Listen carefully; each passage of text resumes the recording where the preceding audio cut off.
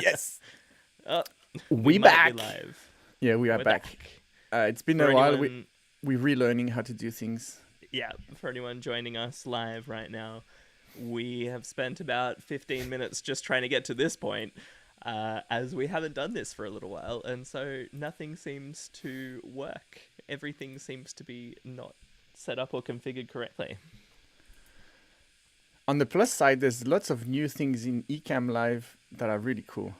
Oh, great! We can tinker with those all episode. That's exactly what I was doing. But before I had to open the live stream in YouTube and then copy the link, and now there's a copy stream link button. Ooh, So very I nice. can. Very I'm just convenient. gonna share the tweet to announce the world that we're live. Yeah. Love it. If I figure out how to do this without looking to the side too much. Okay. Oh, Here's yeah, the I should link. record a local version while we're trying out all of these new fancy Yeah. things. It's a good time to have a local backup. Oh, yeah. Recording the audio too. Yes. Boom. Yeah, I'm using the beta version of Ecamm. Well, we've used it for every single episode and we never had a problem. But they had a new version, and there is something that records John's native local high resolution. So even if he comes pixelated here now for some reason, I should get the full feed from his feed. Like we already had the audio, now it does it with video as well. That's awesome. That is very cool. It just doesn't do the screen as well, which means you can't use it as a production powerhouse like OBS. Well, that's good, because this is a podcast, Simon. Stop doing visuals. This is not a production. Okay, so I tweeted the link, so now hordes of fans are going to flock, and I'm Alright, just let gonna me tell share that. ThinkMill as well. We have this internal. What am I doing? I'm terrible at finding things. Comment K, Simon. Comment K. Navbar podcast. Good bam. All right. Now everyone knows this is the secret out. And I don't want to fiddle, but I want to have the comments out if people comment. Yeah. So let me just have the comment panel, and then we can go on and record the podcast. The Navbar. So, fun story. We were both wondering why John looked a bit foggy, like if there was some fog on the lens. And he was like, hey, it looks like I'm behind this weird film or something. And then, sure enough, he peeled off the plastic film of the lens that was protecting that one. There it is. The culprit. And this is why you record everything from the start, because there's always these moments that now we haven't captured because we're not recording. You'll never know. Well, I guess you'll know. You'll just never see it. Shout out Alright. to our number one. How do I add to broadcast? Number one fan, Tom Whitaker, always here. Get back to work, Tom. Come on, Tom. You got things to do. It's possibly the last day until the holiday break for you, so you should... Oh no. Technical glitches. Your lips moved, but I couldn't hear you. No, it's all right. Can you It hear just me again? it's like Okay, the good. AI censoring when you say something. It knows you're gonna say something bad, so it censors. Yeah. Tom, I yeah. said some really mean stuff there, but apparently the internet didn't want to stream it out, so that's probably Yes. good. We're definitely gonna have Tom on the podcast. He's got lots of things to say about entering DevRel world and building a cool website with Tailwind and Astro with me and friends. Yeah. He's Sick. good and eloquent on camera, so we can do some good stuff. Sick. If Tom wants to, of course. All right. Of course. We have a podcast to record, yeah? I forgot how Oh, things yeah. work, but we typically So we do haven't an hung out for so long. I feel like I just want to catch up and hear But about that's all of what today is going to be about anyway, but All right. yeah. All right. Should we just get into it before the kids come home? Man, I almost forgot that thing. Nearly forgot. Oh We my nearly God. rushed right through and forgot to stay hydrated. Yeah. Hang on, I need to change my angle. I'm not... Yes, there you go. Let me fiddle Gonna with be the everything. nav dry without this. We need to be the Yes. nav bar. That doesn't make any sense. Time to open the bar. already. and hydrate those mouths. Ooh, he did a double or triple sip. Oh, He's yeah. thirsty today. He That's knows when he's you going to know. be talking for a while. That's, when poker face and people are lying and they have little tails like they raise an eyebrow. If I drink 3 sips, I'm about to talk 3 times too much. Well, yeah, for everyone at home watching or listening, we haven't done a Navbar episode for like 5 weeks, and even when we were doing it weekly, Simon was managing to ramble on for double episodes, sometimes triple episodes. So Yeah. he's got 5 weeks of stuff to get off his chest. So we're in for a 10, maybe 15 part episode today. We're streaming until New Year's Eve countdown. Yeah, that's right. to explain how to navigate burnout and make sure that you rest effectively, we are going to continue working and live stream all the way through Christmas and New Year's. Yeah. Tom says you should take the plastic cover off your mic as well. Ooh, ouch. Sick burn. Amazing.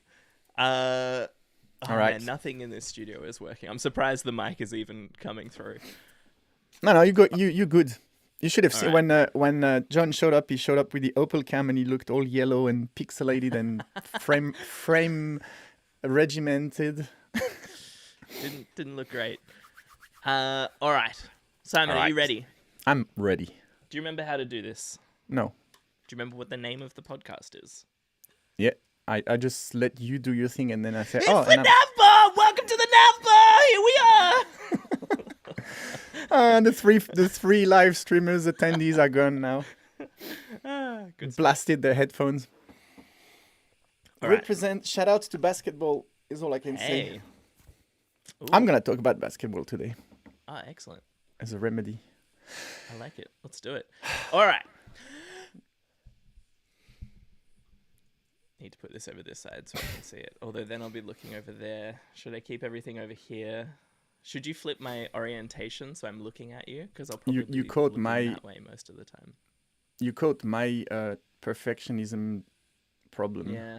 Thumb up We've got coming. some So nice yeah. sunlight. Some nice sunlight. Yeah, on yeah. it. Nice On the hat, sun got kissed. some Okay, so rays. your request is to be flipped. Yeah. That is my request. Can you fulfill it? Yeah. Look at this. 3, 2, 1. Boom. Boom! Now I'm looking at you. Or can we're be both black and weirdly white, looking. too. We're both weirdly looking into the like separator between us. Yeah. Or I can recreate your yellow opal cam effect. Oh, beautiful! Look at that. Bit blurry to you, or a bit like this. Yeah, that's much. No, that opal cam is good actually. I shall not say anything. I think it's my settings. I think I tried to. Yeah, there we go. That's perfect. I'm a bat. I I think yeah, it's definitely my settings. I tried to tweak it a little too much, and I think I made some mistakes along the way. I need to just reset everything to factory. Yeah. All right. Who's ready for a nav bar? I am. Let's do Okay. this. Let's do this. Here we go. Welcome to the Nav Bar, a podcast where we help you navigate the web and raise the bar for your content creation. My name is John Myers. I'm a developer advocate from Superbase. And I'm Simon Vrashliotis, a designer, developer, content creator from Sydney, Australia. And in this episode today, we're going to talk about navigating burnout as a developer advocate. So, disclaimer, this is not a professional medical advice at all. Just sharing some tips and personal experiences, going through some tough times, and figuring out how to navigate through it. I like it. Yes, this is a very important thing to talk about, especially going into the holiday season. If you're watching Right. live or listening soon after we recorded this episode, then we're about to have a nice little break. And so hopefully you are going to catch up on all of that rest and take some time away from work and away from all of the busy, difficult things and spend time with the people that you want to spend time with. So, first up, Simon, what is burnout? All right, so my non-scientific/medical answer to try to explain some of the symptoms that might suggest burnout, because you can't for sure tell what it's what, but typically is a feeling of no energy and general exhaustion, but that could be other things. That could be having children and not sleeping enough. But I think for me, the sure sign of walking on the cliff of burnout on the edge is when you have this I can't be bothered stance on things that you typically really enjoy. So stuff you love doing, even sports, surfing, playing music. You think of this thing and you're like, oh, I just can't. I don't really want to do this. Like this to me is one of the absolute surefire sign of that you might be flirting with burnout. And another thing, again, this can be linked to having children or not sleeping enough, but finding yourself getting snarky and cynical and short-tempered, out of character to what you usually are. So if you're typically a nice, friendly, kind person and you find yourself snapping at things, it might be a sign of, hey, just revisit, take a step back, check what happened, and like try to assess the situation. Yeah, So to me, unfortunately, I'm that's always the snarky and always cynical, so there's going to be no way to tell. But no, I think there was an important thing that you mentioned there is it's not just like work that gets you burnt out. It's it's all of those responsibilities in life and all of those different aspects of life that you want to do well at, and so you want to put a lot into family. You might want to put a lot into your hobbies. You might want to put a lot into work. And so there are all these different aspects that if they're kind of too much pulling in too many different directions and adding too much to the workload, any of those things can cause burnout or add to burnout. So can you tell me what does cause burnout in your opinion? Yeah, so it's in my opinion and also my situation. The things that I've identified that kind of tend to create burnout situations in my life. The short answer is doing too much, but it's not necessarily doing too much work or too much something. So if I have to categorize things, there's lifestyle triggers. First of all, like I mentioned, lack of sleep or lack of proper nutrition or lack of exercise. Typically, if I, if I neglect these, this doesn't lead to burnout, but it sets me as in prime position to be candidates to be taken by burnout, if you know what I mean. It's also easy for all of these things to kind of compound and cause problems in the other one. Like you stop sleeping and then you can't be bothered exercising, and then you're not exercising, so you're like, well, why bother eating nutritionally? Why not just go get a burger? I'll try again next week. So it's easy for these things to compound as well. Yeah. This is this triangle of health, sleep, exercise, and nutrition, and they all feed each other. And there's studies that's the medical part that show that if you don't sleep enough, you're much more prone to give in to like the little cravings for sugar and treats and stuff. And so you'll go for the comfort food because you don't feel good, and you just continuously spiral into this wrong direction to actually get out of it. So that's the lifestyle health approach. But there's also contextual triggers. One of it at work, it can be not working too much, but having lack of support or guidance. So sometimes you either you frauded your way through an interview and you're in a situation where you're out of your depth. You might be in this situation that creates a lot of stress because you're like, I don't know, I don't even know what questions to ask to know what I should know, and you get in this overwhelming situation where you don't have the support, or you don't know how to do the things you expected to do. And so you're not in a position to do your best work. And typically this, to me, leads to feeling like imposter and burning out is when I'm like, I can't, I know I'm good, I know I'm capable of great things, but I can't do good things in this specific scenario. So that's a big trigger for me. One of these situations that's contextual is if you're in a good position and you're very good at what you do, but the contextual scenario wants that, for example, you're home schooling your kids because of a long COVID lockdown, and your job is to create videos with pristine audio with not a single background noise. And this to me was a very, very strong highway to burnout in early this year. Australia had to go through lockdown in the start of the year, and I was producing high quality, very, very professional, best quality you can imagine videos for Tailwind Labs. and I had the kids at home all day, and this was incredibly stressful. Yeah, and that's an example of one of those things where it's like it's these different aspects that are pulling in different directions. Like, you want to be a good parent, and you want to be there, and you want to play with your kids and engage them, and help them through this difficult time for them as well, where everything's different and they can't go to school and do their normal things. But then you also want to do really well at what you're doing for your job, and these two things are kind of pulling in different directions, where you've usually got this situation where they might go to daycare, or they might go to like a your parents' house or something like that. And all of that goes out the window, and then these two things are like fighting against each other, and all fighting for the same time and the same attention from you. It's very easy to get overwhelmed and start to feel those feelings of burnout. Yeah, and this one I don't like. Lockdown and homeschooling, I don't think there's any solution for that problem, and a lot of people had lots of issues dealing through that. Hopefully it's not going to happen again. But it's funny because now the school holidays have just started in Australia, so it's 2 months, like the whole December, January till the end of January is school summer holiday.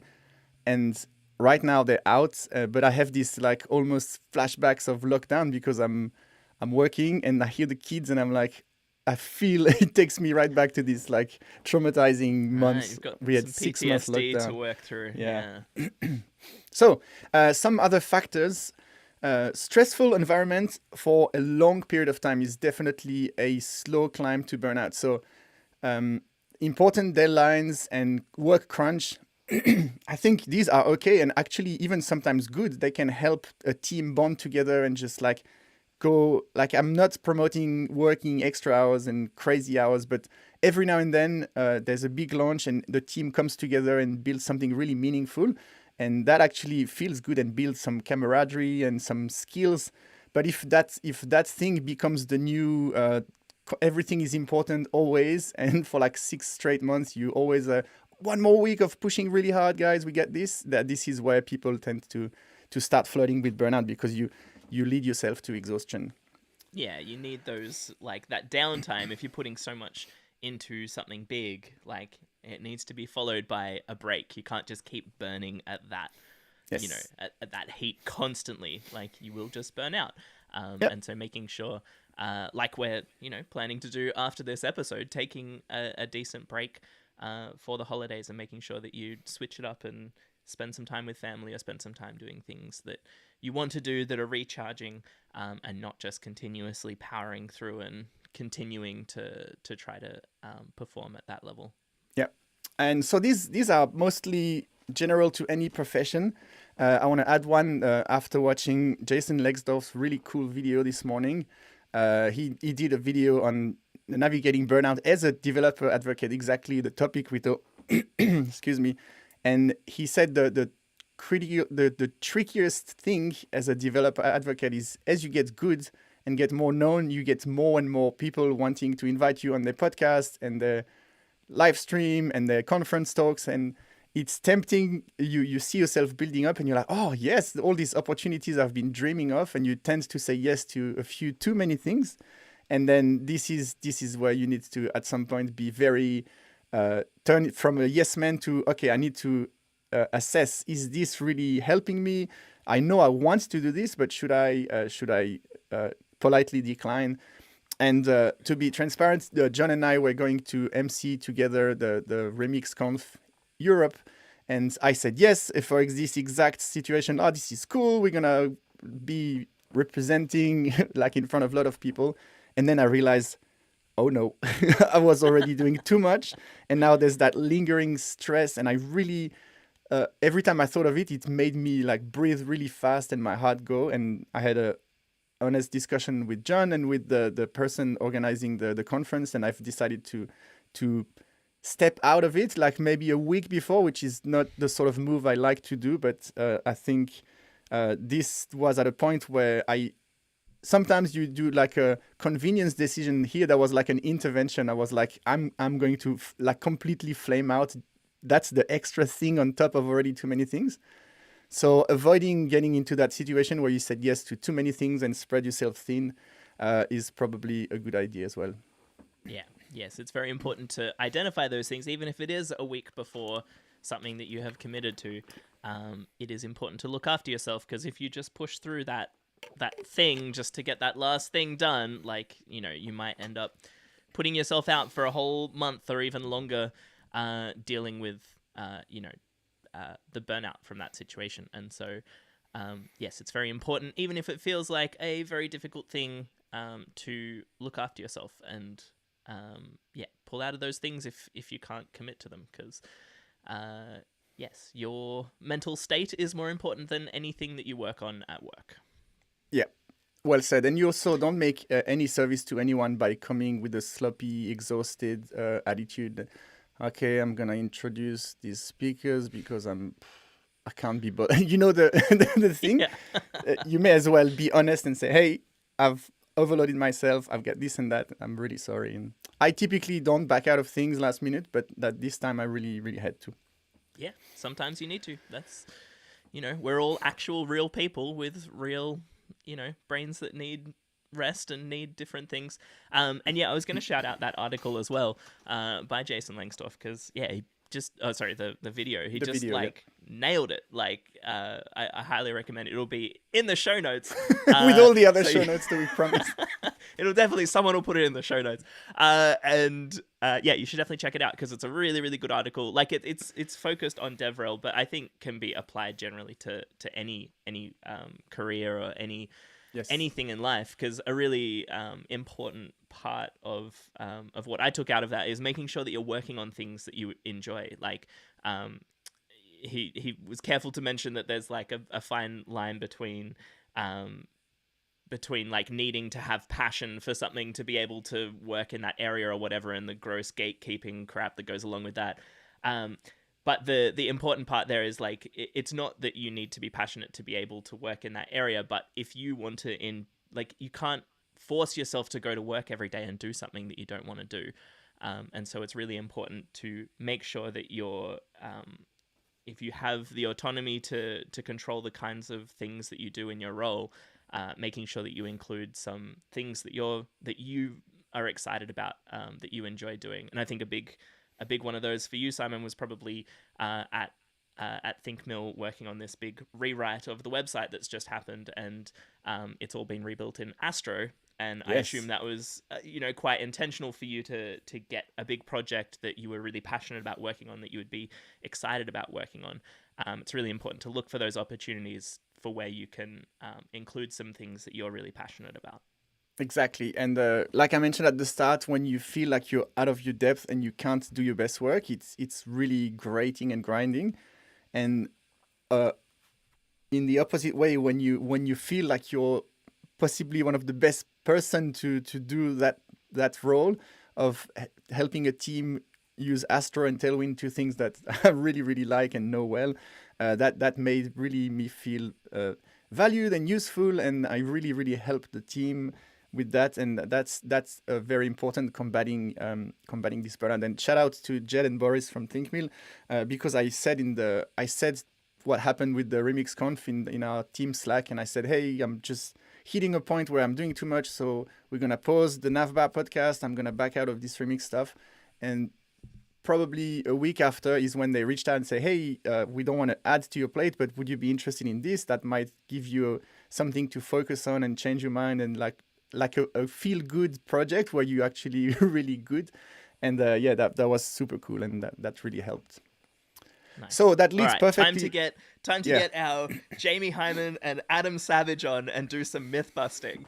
Tell me, what are some myths we can bust about burnout? What I just said about like give me more work actually helped me. So one thing I want to bust is that myth that burnout is purely due to working too much and just not having the work-life balance. I'm not promoting hustle culture, but it's this myth that hustle and working hard is the root of every burnout. I don't think it's true. You always hear people saying, hey, stop working so hard, you're going to burn out. But if you take, let's say, a guitarist or a painter, I don't think you'd ever say to a musician, wow, you should stop playing so much. You're gonna burn out. Like this is not healthy. Like don't paint so often. Like you're doing too much. There's that thing. If it's a true passion and a form of expression of art, and you really love this, it makes no sense to if I want to play guitar from morning to end of the day. That's I mean, you have to look after your family and eat and stuff, but there's never that thing like, oh, you're going too hard at it. And I think in a way, if your work is meaningful and you like it, and it gives you that feeling of accomplishment and usefulness to the society, I don't think necessarily that working hard at it is something that will lead you to burnout. In my experience, anyway, and I'm not a Yeah, doctor. Yeah. I think that's a really again a really important point, that it's like it's about you. It's your personal, like how you are personally coping with this situation. I think it's really important to like check in with yourself and be honest with yourself about how you're feeling. Something I'm sure we'll have some like some tips and things later, but something that I found really helpful when I was feeling very overwhelmed by the work that I was doing is having a daily sentiment, or I checked. Basically, I had a morning and afternoon routine where at the start of my day, before I started any work at all, I would just write down like, how am I feeling 1 to 5? And then I would write down 3 reasons that I gave that number. So, if it was a 4, I could obviously things are going fairly well, and so I could talk about like, I'm feeling really on top of this project, or I'm really enjoying this thing, or my daughter learnt this new thing and that's really awesome. And so trying to think like, why am I giving that general feeling of sentiment? And then at the end of the day, last thing I would do before I stopped working is again say, how am I feeling right now? And write 3 reasons as to why I'm feeling that. And I think that really helped me understand, like by forcing myself at those different points in time to just think like, how am I feeling right now? Like check in with myself, be honest with myself. What are the things that are either really good right now or really bad right now? And I think that really helped me to understand the things that I was passionate about, the things that gave me energy, the things that I enjoyed working on, and then the triggers that were really causing me to feel a lot of stress and feel really overwhelmed with the stuff that I was doing. Because it's hard to do that without a process where you're actually like thinking about, like really thinking through that at different points in time. That's something that really helped me. Yeah, I like this, the trying to identify what your own triggers are, because they really are different for many people. I'll give you an example. Yesterday or the day before, I'm not quite sure, I've made a quick video that I like to do on Twitter to promote my Pro Tailwind and also promote ThinkMill and all that stuff. And it went pretty well, and there was lots of engagement. Sorry. And I just spent the day feeding it in Twitter in the evening, and I just kept engaging. And then some people say, oh, can you do this? And I just did a Tailwind play example. And I probably worked 11 or 12 hours that day, which is, again, not something you should do on a consistent basis. But I felt so energized and happy, and like, oh, there's momentum, and I've helped people, and I feel really good. And I'm helping ThinkMill that has helped me so much. And it's like this feeling of providing stuff to the society. And I've managed to turn around a couple of people coming with a snarky angle, and I just answered with an example, and then they were like, wow, this is cool. I didn't know you could do this. And I felt like I was doing goodwill and good stuff to the world. And that's a typical example of someone's burning out should not spend 11 hours on the computer doing code extra after work. But this is what I did, and it actually helps me. So it's kind of, the symptoms are different, the triggers are different for everyone, and it's all about identifying them. I think if your work is kind of meaningless, like a lot of people have jobs that they do not like, and it's like admin task, and I think if that's your job and you don't like it, and then you have to do extra hours and work too hard, that can probably lead to burnout. But if it's fulfilling and you have a strong drive and belief in what you do, I wouldn't blaming burning out on working too hard. Like I said, I really don't want to be clipped and then exposed on Twitter with like, see, this is the hustle porn culture. This is terrible. I'm not advocating at all to work too much. Work-life balance is important. But taking my personal situation, I don't think working too much is the cause of me burning out. I love what I do. So some of the common burnout triggers for me, I said at the start, is health problems and emotional stress and financial stress. And I think this leads into the next segment, because I'm very aware of what makes me burn out, and I've spent a lot of time thinking, but I've still this year a couple of times went really deep into this burnout hell. So I thought we could discuss of what were the reasons and the triggers, because I'm aware of them and they still happen. So hopefully that helps someone. How does that sound? That sounds great. What are your Sounds dark, personal doesn't triggers it? for what are your personal triggers and put you on the fast track to burnout, Simon? So the number one for me, because before being a developer, I was a sports teacher and I'm very sporty and outdoorsy. Number one, I can't see my finger. Number one trigger for me. No one is, on the podcast can see your finger, Simon. That's right. Can you hear my finger? Sorry. This is staying in. Keep going. Yeah. It stays in. Number one trigger for me is not being able to exercise. So I do a lot of surfing. I literally moved my entire life from Switzerland to Australia to be able to surf every day, or so I hoped. And I play basketball, and surfing is really my escape from tech. It's my me time. I connect with nature like I don't have any podcast or phone or notification. And surfing forces you to be in the present. Like you have to focus on next wave and where to position yourself, because it's very dangerous if you don't. You can get stuck inside and then people come at full speed with a pointy board towards your face. You have to be focused on the moment, and there's no tech and distraction.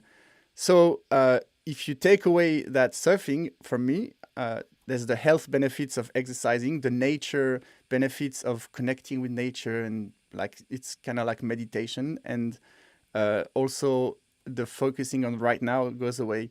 And then basketball for me is my in real life social interaction, if we're honest, because I work from home every day and I see my family, but and my colleagues at ThinkMill are online.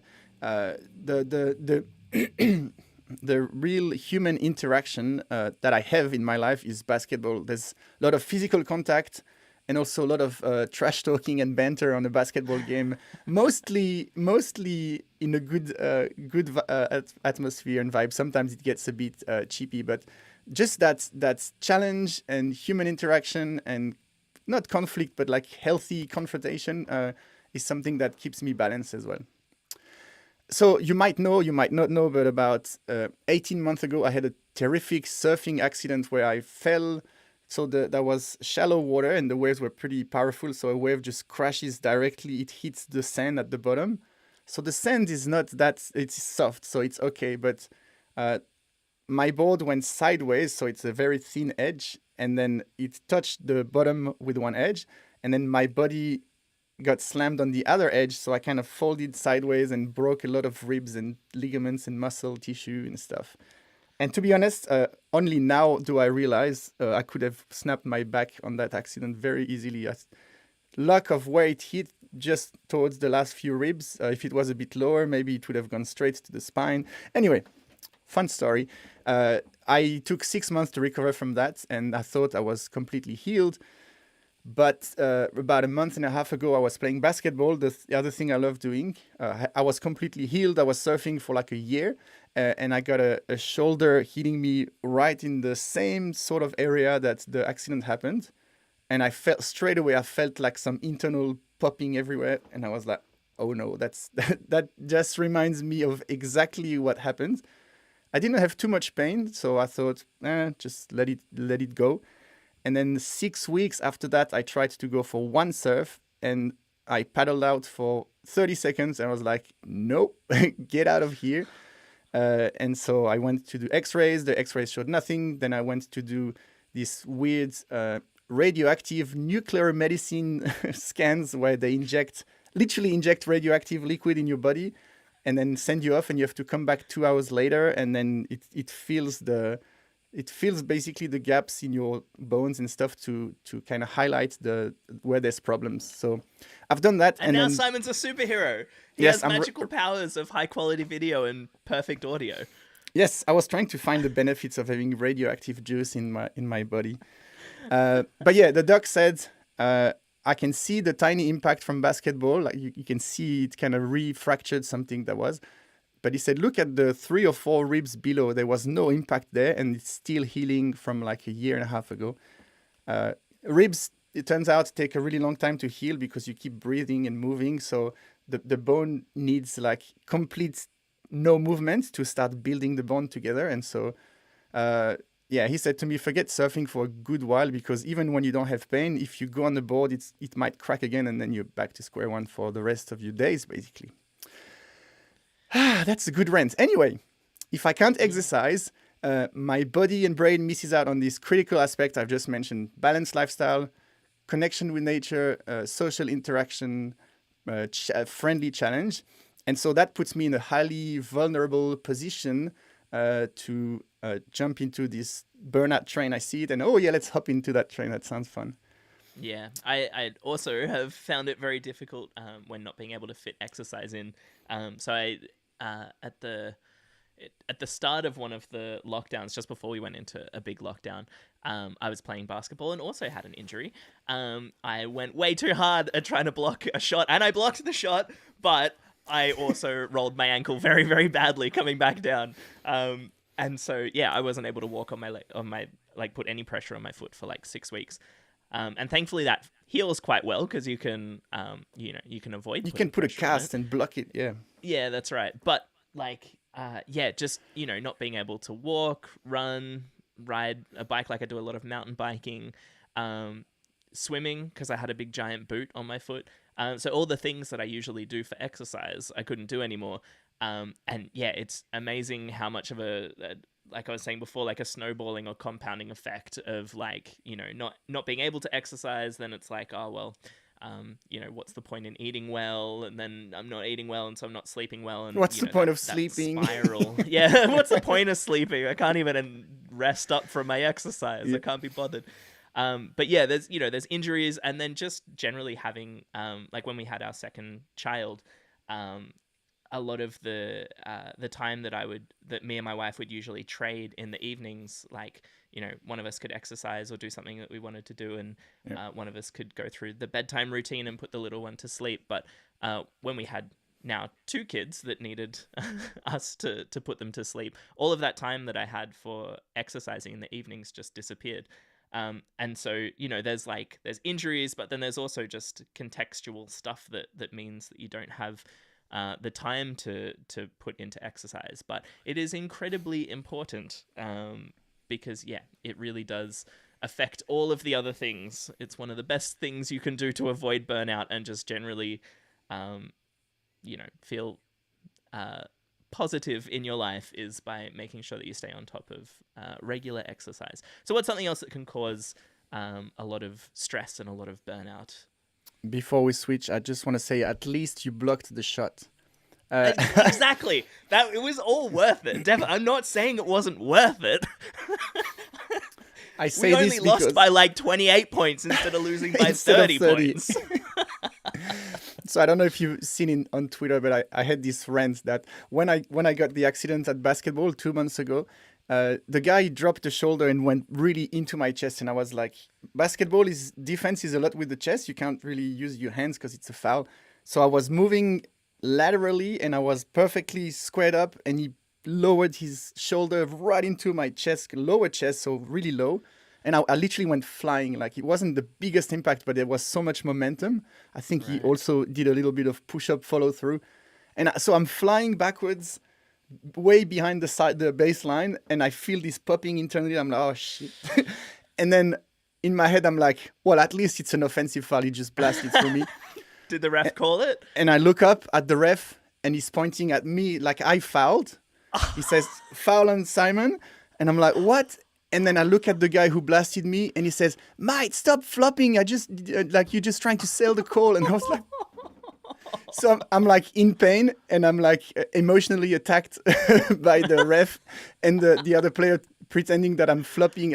And I was like, what? And I was like, when I had the scan result after like 2 months with the fractures, I was like, should I show up to the ref and the player? Do you want to see? Do you want to see the receipt of this actual? Yeah. You need to So overturn that yeah. one call. Let's fix all of the stats. Can we go back to the whole replay the whole season? Well, that was my last game of the season, not surprisingly. Yeah, Anyway, I didn't block the shot. I fouled him apparently. But terrible. yes, what you said, exercising is the number one healing mechanism. And the best thing is it's almost immediate. Like if you go for a hike or a swim or anything, if you can, almost literally like half an hour later, you come home and you're like, I already feel much better. It's not like one of these, I want to lose 10 kilos. It's going to take 4 months or whatever. It's one exercise session immediately puts you in the rails of like getting better. Another strong trigger for me this year is financial stress. So I have a family, I have a mortgage, I live in the most stupidly expensive city in terms of real estate, maybe after San Francisco and New York, but Sydney is crazy expensive. And so the worry of the next bills puts a lot of emotional stress. You may or may not know, but in March last year, I've lost my job completely unexpectedly. I was doing videos for Tailwind Labs and I thought that I was killing it. And everyone in the community said, you are killing it. And most people would point to me for like the reference of making really good videos. And then one day the plug got pulled out completely. I did not see it coming, to be honest. See, it makes me still a bit rattled to talk about this. Anyway. This puts financial stress immediately, although to be transparent, I had a decent severance payout, which was like a really nice thing, at least to solve a couple of months of what next. And so I decided to bet on myself. I was working great for a company. I thought I was giving you my heart and soul, and then they cut me off. So I don't want to work for another company that might do the same thing. And so I thought I'm going to bet on myself and do my Pro Tailwind thing. I say myself, but I'm working with a partner team. But I thought I'm going to try to do a thing that I can be in control of and I can decide what I work on and what the polish level should be the polish level instead of re-recording everything and things like this. This is turning into a rant, isn't it? 5-part episode. Here we go. Yeah. But by trying this, I had a window of about 2 months and I thought, okay, I was speaking with Joel Hooks from Egghead, and he said in 2 months you can do like a pretty short course and put it out there and take the temperature and see, hey, does it buy you a few extra months for the next course or that you like it and stuff like this. But financial stress and I was injured and I couldn't surf. And there was also some like water damage. If you followed my story, I had water leaking everywhere. So I was not in the situation where I could just like smash out a Tailwind course. I was literally completely burning out. And sometimes you don't realize you're burning out until you stop. It's kind of like eating. You eat a lot and it's when you stop, you're like, oh God, I ate too much. So when I got fired, that everything came crashing down because I was working so hard. And then I was like, I worked so hard to be let go and my water is flooding and I can't surf. And all of these things together just sent me in an absolute lowest point, probably in my career as a developer. And the hardest part was like, I've got 2 months. I need to do this course if I want to make it happen.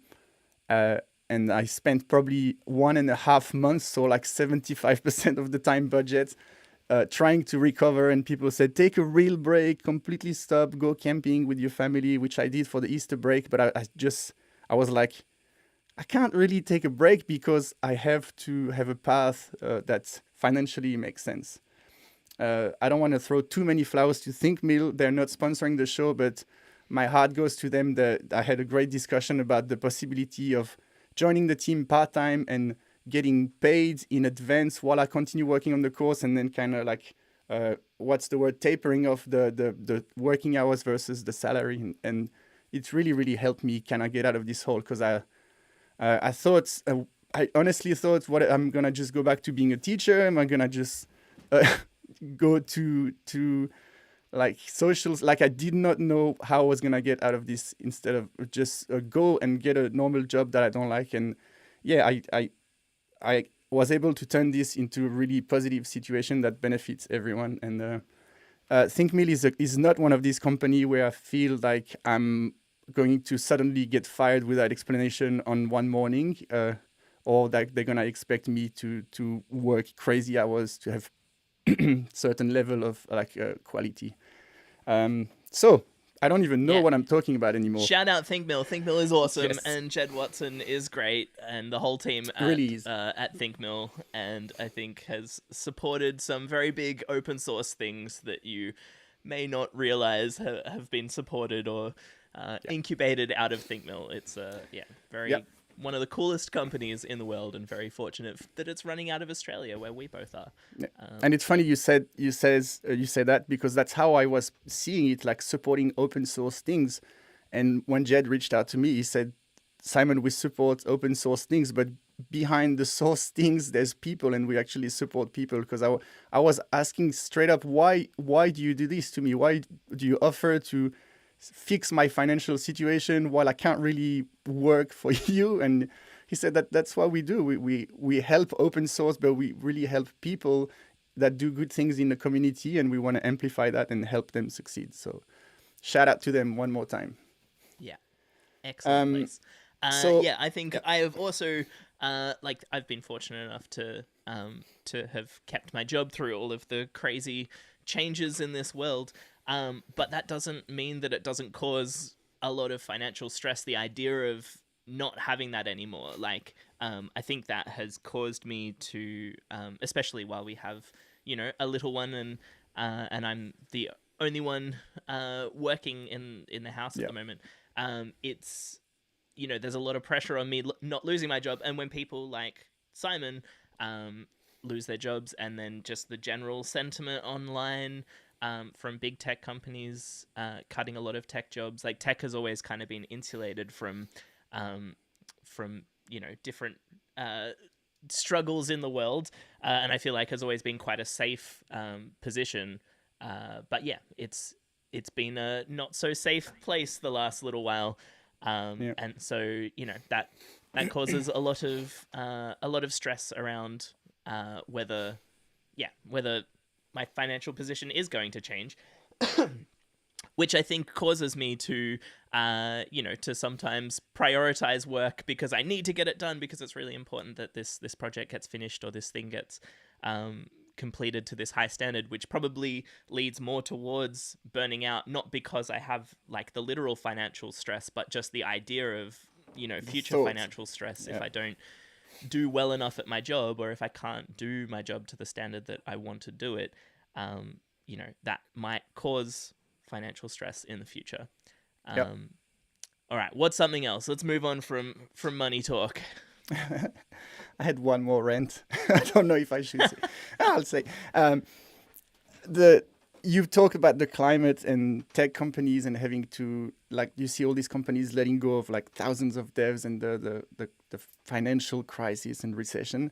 I don't have the background to prove it, but I feel like in my case that wasn't like, oh, we're struggling budget wise, we need to cut someone. It was like performance based, or maybe time zone and working day-to-day work relationship based, and that contributed to me burning out, because I take pride in what I do, and I usually am very, very good team player, and I go the extra mile in everything I do, and getting cut like this felt like, you're just not trying hard enough, or you're not really as good as we thought you would be, and it kind of hit with everything else a bit harder than it should. So health, sports, activities taken away, trigger. Financial stress, trigger. And the third one is having too many tabs open in my brain. I worked at a company that had a coffee cup that says, "My brain has too many tabs open," and I absolutely love this cup. It just represented like all these Chrome tabs everywhere of things that you're thinking of. I feel like Arc Browser should totally like redo those coffee cups, because one of the big things of Arc is it automatically closes tabs that have been inactive for 24 hours or whatever. That's a huge feature that I've been loving lately, to keep everything nice and focused. It's awesome. Shout out to Arc for curing my burnout. The tabs open. So I love what I do. But context switching is one of these things that is very taxing, and it's that I don't think it's just me. It's just the brain. Every time you have to like switch context and re-download the immediate context of that thing, the other thing, when you wear different roles and different hats, and that's typically something that hits developer advocates. I think we talked about it in another episode. you do some customer support or slash like community engagement on Twitter, and then you fix like a technical problem in the product, and then you do a video on the update of this new feature release and breaking changes and all of this, and all of these kind of require context switching. So when I jumped from making videos to doing a code review and then some marketing for my course, I burned a lot more energy than I think I am. And this circles back to saying yes to too many opportunities. I won't go through that again, but doing a course and then helping a team and then saying, oh yeah, I should probably MC a conference. And that's the thing that put me in this scenario. And again, you compound this with the finance situation and the health. To be perfectly honest, if I was healthy and I had an income that makes me not worry at all about next bills, I would have done this Remix Conf, no problem. That was just I'm like, okay, I don't have enough money right now to, like, I have not right now, but in the very soon future, I need to make some changes. Otherwise, we need to go to another house or a city that's not expensive, which would be nice. I would love that, actually. Anyway, I was like, I'm in this situation, and now I'm about to spend hours volunteering for an extra task that I don't really feel like doing, and it's not really helping me in any of the things I need to do. So that was the thing that made me back out of it. So that's the three things: context switching, money, and health. And I had all three compound twice this year, and the second plunge in burnout was much more mitigated because I had the support from ThinkMill and the support from you, John. I've said it to you, but I've said it publicly in everyone's ears. John was the person who talked with me and said, dude, like, I'll do this Remix Conf by myself. Just step out, do the thing, take care of yourself, and thank you for that. That's okay. I just wanted the full spotlight to myself. I didn't want to share the stage with Yes, Simon. now I can do all of them. Finally, it's all about me. But yes, yeah.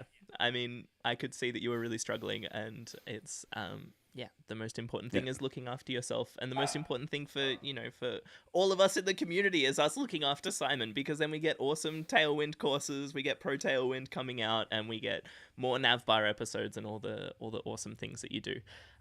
But yes, I can definitely feel you on the too many tabs open thing.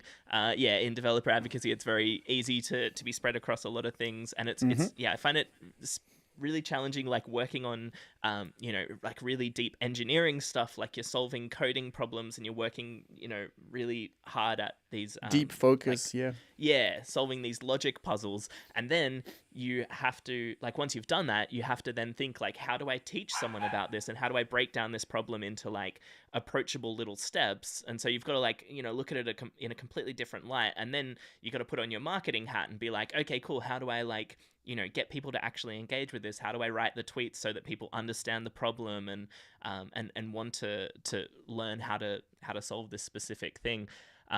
There's just lots of context switching, and really fast as well. Like that, that's probably just an afternoon that you need to do that or whatever. It's not like, it's not just like, oh, today I'll spend time working on the engineering stuff, and then tomorrow I'll just focus on this part. Like, there's lots of switching back and forth. So can be very overwhelming. And yes, on the saying yes to too many opportunities, another awesome thing that came out of that video from Jason Langstoff was, like, the opportunities are going to keep increasing as you prove that you're good at this thing. If you're doing well at DevRel, opportunities are just going to keep coming and coming and coming. And it's really hard that what made you successful at DevRel is probably saying yes to all of those things, and so it's really hard to, like, switch that and start saying no and start adjusting. Yep. That's right. Yeah. One thing that he said was really awesome that I would love people to get away. One thing from this episode, no, you should take away all the things from this episode. But one thing that I thought was really important is, if you are in that kind of position, find someone who's not in that kind of position, or a collection of people who aren't in that position, who aren't being fed those opportunities, and feed those opportunities to them. Because, you can be the person that everyone knows to go to for this thing that they want done, but you can have a collection of people who aren't known or as well known that would be so excited to take on this opportunity. Potentially would help them get to the point that you are at. So look for those people, and specifically look for those people in underrepresented areas. I think is awesome at this. If you've ever tried to contact her to do anything, you will find that she doesn't have time to do a lot of things because she's too busy with everything that she does. But she just has this amazing like network of people that she can feed this work to. So I highly recommend give opportunities to people who don't have these opportunities, or the opportunities that you have as you go through your career. Totally. That's a healing principle in so many aspects, because you offload too much work for you that puts you in this red zone, and you also help someone. Like contributing to someone's success always makes you feel better. Like you see these people doing snarky comments on Twitter. It's usually they in a world of pain, so they just spread the pain out to other people. But when you do the opposite, if you're kind to people, that it kind of makes you feel nice inside. We have this really nice book that we read to the kids every now and then, and it's the bucket book, and it's all about filling someone's bucket. And it's just like it's an imagery for, like, when you say something nice, it fills someone's bucket, and you have your own bucket that gets filled as well. And then when you say something bad, their bucket goes down, and then you realize, oh, I've actually emptied mine as well. And that's very, like, my kids first, they're like, oh, but buckets doesn't exist, it's not true, it's not a true story. And I was like, yes, it's not true, but the actual imagery behind this is very, very true. And I think they really get the point. So yeah, you get this bucket filling from helping someone. You get less work by passing it on. And also people, it's a legit skill, like being able to speak on camera or code, but also having a network of people that someone comes to you and say, oh, if they can't, they probably know 6 or 7 really, really good people that can do that job. So it's also a way to, instead of just saying, no, don't want to do it, it's just like, keep asking me and I can kind of suggest some good people in my network. So definitely lots of good reason why it's a good idea. So what are some other ways that you can help to navigate or mitigate burnout? Yeah, so let's finish on a positive note, because it's been very dark at times today. But when I crashed and burned and I wanted to do my course in April, everyone said, take a break, take the time to heal. This thing is nasty. It's always going to come back. And they're right. I know this, but it wasn't practical for me. Yeah, the main reason I was burning out is because I could not afford taking a long break, and I needed a financial adjustment straight away. So sometimes it's not as easy as, yeah, just take 2 months, go to Bali, surf, rebuild your soul. I'd love to do that, but so here's some practical, and instead of feeling sorry for myself, some practical things that I found that consistently work for me, and also consistently stop working when I stop doing. Number one, remember my number one trigger is exercise. So find a way to exercise. I love to surf. I can't surf. I can't play basketball, but I still can walk. I can walk slowly. Now I can even jog a little bit. And so I've started walking the dogs way more than they need, and even walking by myself, or going on the beach and jogging on soft sand, because it has less impact on my core and rib cage. And I typically never walk because to me it's boring. I just do my surfing and basketball, and that's it. So the idea of going for a walk, I was like, it's long. It's not really. There's no like surprise or like crossover or like a big barrel wave. There's no action happening. But I've started doing this, and again, immediately helped me focus and feel better and eat better and sleep better, because just it regulates everything. And I think that came from you, that tip, because I always put a podcast, and you said, oh, just go without it, just try, because then you start thinking of work and code, and you go on Twitter to say, oh, I've just learned this, or respond to someone, or oh, I just listened to the podcast, this is really good. And so I started going without my phone. And the day we talked, you and I decided to opt out of the RemixConf EU, I said, I'm gonna go at lunchtime to the beach, no phone, no earphone, no nothing, just board shorts, no towel, no, just literally, and that's a privilege to live by the beach. But I went for a 1 hour walk on the sand. I jumped in the water, which is absolutely freezing at the time, but it gave me this like almost like shake to the core, like hard reset. I did 1 hour, get in the water, came back home and started working. And I was like, oh my God, I feel so good for the first time in like how many weeks, I don't even know. And then I started doing this every single day. I don't do it every single day now, but for a couple of weeks, I was like, every day, 12 o'clock, I told the team I was working with, hey, I'm going for a swim. I'm not taking any devices. just I'll disappear, but I'll be back. And this was like the most incredible healing.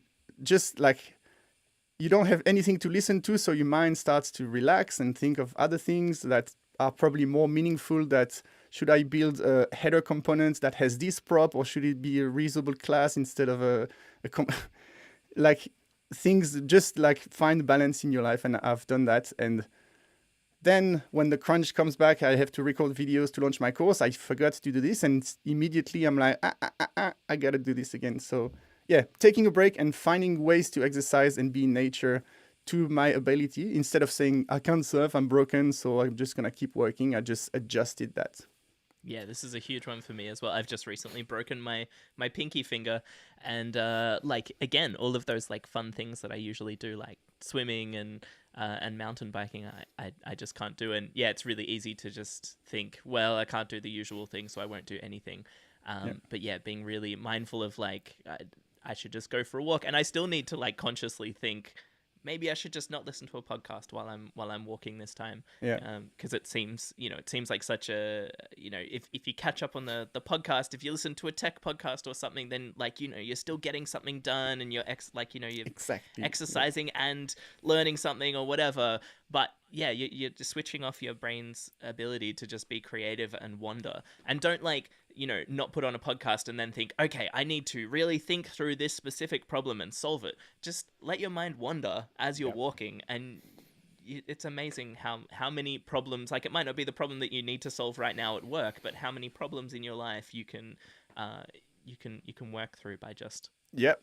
And funnily enough, you've solved problems in your life, which in turn unlock the problem you have at work. It's crazy how it works. And you always hear these like shower thoughts, because that's the one place where you don't have, although people shower with like Google Pods music and whatever. But typically most people shower without any tech device. And that's when the even like in a 5-minute relaxing shower, some ideas and like unlock, oh my God, this is how I can solve this thing. Walking without any tech, and that's why surfing was so good for me, because I never wanted one of these smart watches where I can just check my emails while I was like, no, that the whole idea is I don't have any tech gadgets. I'm out with the nature, and I realized I can't recreate surfing, but I can recreate this environment by just walking without any device. And even like I'm perfectly aware that some people don't have the luxury to be able to walk, even if they're not temporarily injured. And I think even just go somewhere outside, sit under a tree in silence, no phone, no headphones. I think at least this being by yourself with no distraction outside with fresh air is always going to be the baseline. If you can't do any other exercise, that's what I would go for.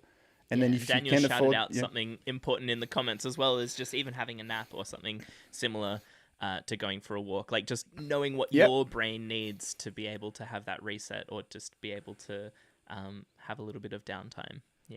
Yeah, that's actually would love to. I was listening to this book about sleeping from Dr. Matthew Walker, which is called Why We Sleep. And when you read this, you reconsider everything in your life. Like this is where I've learned a bunch of things, like the fact that if you don't sleep enough, you tend to give in easier to your cravings, and that's like just all these little. Or they did studies on basketball players, and the shooting percentage would go down with less hours sleep. Like all these little small things. And he was mentioning that a nap is more restorative, like 1 hour or like 27 minutes, whatever cycle. It's more efficient than just adding an hour at night. So if you sleep 1 hour less, but then do a nap, it's way more. And I come from a Greek family where in Greece in summer and Spain as well, they just religiously have a nap between 1 and 2 p.m. or 2 to 4 p.m. or whatever. I think I have to stop drinking coffee before I can do this, because every now and then I'm like, I'm going to try for a quick half an hour nap, and I'm like lying on the couch, and I'm like, this is nothing's going to happen. And yes, coffee, again, for me was a response to being tired because of kids and sleep, and that you're just doing the wrong things to try to cope instead of fixing the root problem, which is eat well, exercise, sleep well, probably cut coffee so you can sleep better. And I know the theory. I will not be cutting coffee. I know. Yeah, I know that I should. I know that I'm too deep an addict on the caffeine side to ever give it up. I tried once, And I was reminded why I drink coffee every day. Uh, Life got very hard. yeah. What is something else that you can do to help mitigate this? Um. Yeah. So I've talked about health. Focus on health first and foremost. Drink water. Maybe instead of coffee, eat well, sleep. All of these things are health related. But the other thing I've done, and when I do it, it helps. When I don't do it, it doesn't. Is we talked about it. Audit what you can afford pausing and cutting. Basically, what's not mission critical right now. If you have burnout, there's usually a goal and something that gets in the way of this goal. Maybe the goal can be pay bills or not stress. And then what gets in the way for me, that was like this extra remix conf. And then if that's not enough, you have to be really aggressive in this audit. So I cut off the remix conf, but then uh, this thing that we're doing right now, the Navbar podcast, is became one of my favorite things in the week. Once we got past the initial worry about being live and recording and publishing stuff, but then I was like, okay, the critical mission right now is pay bills and release my course so I can stop being a leech to ThinkMill and asking for life support while I get myself sorted. So I was like, working for ThinkMill, I must because they pay me and I owe them to that. And then doing my course, I must because that's my goal. And then I was like, this podcast, it helps a little bit because we plug the course every week and it's fun and it's social and it helps me. But right now, if I'm mission critical, I can't stop my course, I can't stop ThinkMill, but I can pause the podcast. And that's the reason why you haven't seen us live for now 4 or 5 weeks in a row. We kind of had this discussion at the same time, the Remix Conf, and said, hey, let's pause this. Let's try to, Simon, fix yourself, sort yourself out and come back. But also, I know, John, in your situation as well, there was also a lot of stuff on your plate with the big launch week that just happened at Superbase. So we kind of agreed to this in this audit. Doing the podcast is something we want to keep doing, but probably pausing for a few weeks was a decent idea. Yeah, which is why we're accepting our first sponsor, FreshBooks, the greatest way to... No, I'm joking. Maybe next year. Maybe we should look at doing sponsors. Get Simon paid for the Navbar. Yeah, no, it's important to really harshly assess like all of the things. And yeah, a good example of something that same process that I went through. Obviously, we paused the Navbar for a little bit because both of us were feeling a lot of stress. But I was also doing a weekly live stream called the Superbase Happy Hour, and I think it's really easy to get focused on, especially in DevRel. It's really easy to get focused on like the consistency side of something. Like if I've set myself a goal of releasing a video every week or doing a live stream every week, I absolutely have to do that. And you forget about like assessing, like, is this actually the best use of my time right now? And is it causing me a lot of stress somewhere else? Is it stopping me from being able to do something else?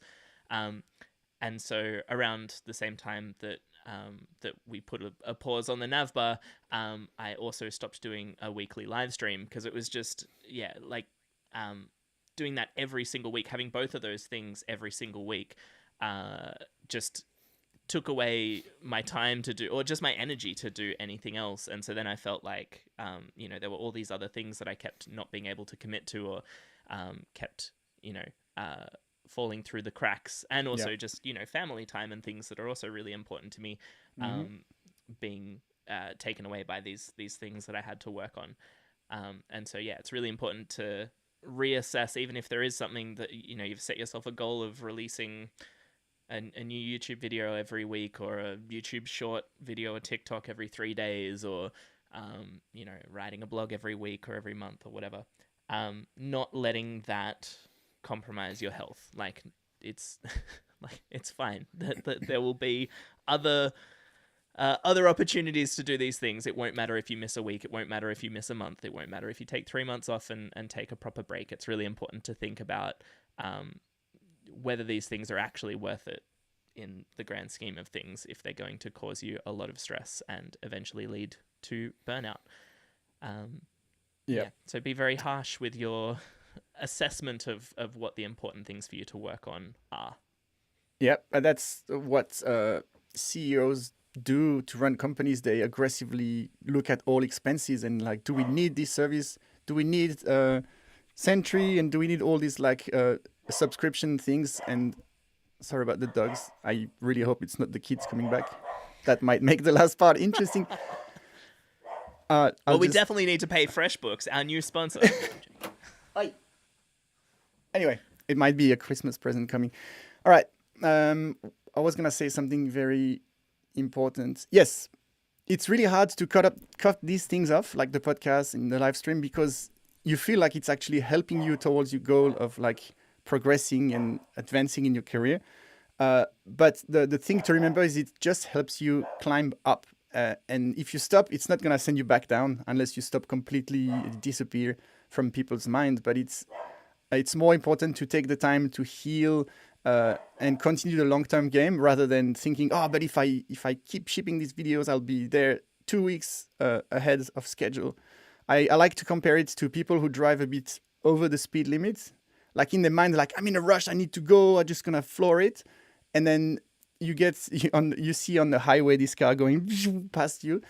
And then an hour later, you arrive at the end of the highway where it kind of goes to a roundabout and merges into a town. And you just catch up with them because they got just stuck at the next light or something, and they've spent this last hour trying to optimize, change lanes, and be the fastest possible. And if you look back, it's maybe 7 seconds they arrive before you. And when you apply this thinking, like, I'm gonna just take my time and do the thing right and make sure I'm safe and healthy, you gonna eventually go to the same place maybe a couple of weeks later. But in the long term, I think it's way worth it. Definitely. Yeah, I think that's an amazing analogy of the like climbing a ladder. If you're doing this each week, that might increase the momentum. It might get you up a couple of levels, but yeah, stopping doing it isn't going to make you just fall down to the bottom of the ladder. It's just pause at that rung on the ladder, at that step, and then wait until you are feeling in a healthy place to keep going. And then, you can bring back doing the weekly things if that's a good idea. You could bring it back monthly if that's more sustainable. But yeah, stopping doing the thing is not going to collapse everything around you. So, Simon, what have we been working on this week? That's enough talk about burnout. Let's talk about the things that are burning us out. What have we been working on? I've been working on training my dogs to stop barking, but obviously it's not working. Give me a second. All right, come in. Come in. Do you want to see a puppy if you're on the live stream? That's Absolutely, a bonus. Yeah. T-Rex, come in.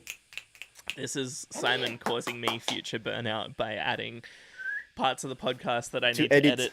Yep, that's fine. Come in. Come in. Daniel has asked, are you both ideas blokes? I imagine that you might have tons of things you want to do at one time too. Yes, that is a huge problem, is like I have just this, like if you've watched previous episodes, you've seen like the crazy Notion documents that I have for like managing my time. I have just this like huge list of ideas, and they're all good ideas, but it's just there's too many of them and there's just not enough time to do all of them. And so, yeah, I think that's something that is really, really challenging, is actively deciding not to do something, or even just not actively deciding, just having that feeling and that pressure that like there's this growing to-do list of things that I want to do and I can't do it because I'm focusing on this other thing. And so like that was something that I think by doing these recurring things that were taking up so much time, I wasn't working on these other things that I was passionate about working on, but I just didn't have the time to work on them. So after putting a pause on that, I worked a bunch on the Superbase auth helpers for Remix, which solved a really big problem for me in creating content for Remix and Superbase, because Superbase works really well client-side, but as soon as you have a server, there's a little bit more plumbing that you need to do manually. And so building this package that basically takes care of that problem meant that I could then create a whole bunch more content. And so then I was like inspired to create all this content, because basically this one like friction point that I kept hitting in all of the content that I was creating just went away. And it was something like building the auth helpers was something that has been on my to-do list for 6 months or so, or maybe even longer. But just like by having all these other things that were taking away my time to focus on that, that I felt like I had to keep doing because they were weekly recurring things. And if I stop doing them, everything's going to fall apart. By stopping them and being able to focus on that, it's given me a whole bunch more like inspiration and motivation to work on all these other things, which you may have noticed, like an egghead course just came out, which I'm about to plug in a second when we jump back into the episode. But this egghead course has come out, and that is because I focused on these auth helpers. It solved a problem, and then I was like, oh man, like I've already, like, basically by writing the docs and writing the a blog promoting this thing, I've basically written the egghead course. Like I may as well just put it together as this really concise path, and then that leads to other feeling inspired to write other blogs or putting together interesting tweets. And there's when you're so close to the thing thinking I just have to keep doing this thing every single week, there's all this other stuff that are opportunities that you can't work on, that then might lead to inspiration to do other things. So yes, I think it's really challenging for me having so many ideas, but also trying to keep other things consistent and trying to make sure that I'm staying on top of all of the things, and sometimes taking something off that ideas to-do list. So yeah, definitely something that's challenging. No puppies. They did all the noise, and then when I wanted the reward, which is showing their faces, they felt like they were in trouble because they barked. So they were like, just best behavior. We're going to stay now. So sorry. Yes. I'm going to give you the leading question again. All right, Simon, enough about burnout and how to deal with burnout. Let's talk about the things that are causing us burnout. What have you been working on lately? How is the Pro Tailwind course going? I have two things I've been working on these past 5 weeks, not this week. Yes, first, Pro Tailwind. Bad news, I'm not going to ship before Christmas, which was the big hope. Good news is I've recorded 67, I think, videos, individual little segments, spread across 2 modules.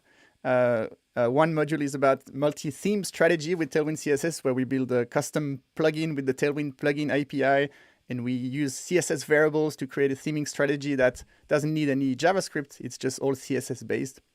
And the other one is how to use components that have multiple style variants, like a button that has a primary or secondary look in different sizes and different shapes, passed with props, and then how to handle and architect these style compositions so you can scale it up in a way that works well with Tailwind's just-in-time engine and also is easy to reason about. So these are ready, but there's lots of stuff like the course platform and the transcripts and the marketing and the little illustrations of corgis for each module and things like this that are very important in the pipeline. So this is probably going to come sometimes early next year. The other thing, so just on that point, I was super stressed about finishing this course before Christmas. And in a way, I kind of have. I've recorded everything. So all I need to do now is do some hype videos and promotion and help the team wherever I can help illustrate the corgi, but I can do work that is around promoting the course rather than the production itself. So I'm very relieved with that. The other thing I've been working on since the last time we spoke, I've hinted to that. I've joined ThinkMill's website team. Literally, the ThinkMill builds a lot of apps and websites for clients, but this project was the actual company ThinkMill rebuilding the website www.thinkmill.com.au. It is been launched last week. It's rebuilt with Astro and a surprise Tailwind CSS. I had a little bit to do with the stack of choice, but I think the team gladly embraced it. It was very interesting for me to onboard a team that works in parallel with Tailwind, because there was no design or content, or there was just like some sort of mind map of like the I think it's called the AI, not the artificial intelligence, but the IA, like the thing where you have the different menus and like sub menus of what pages you want.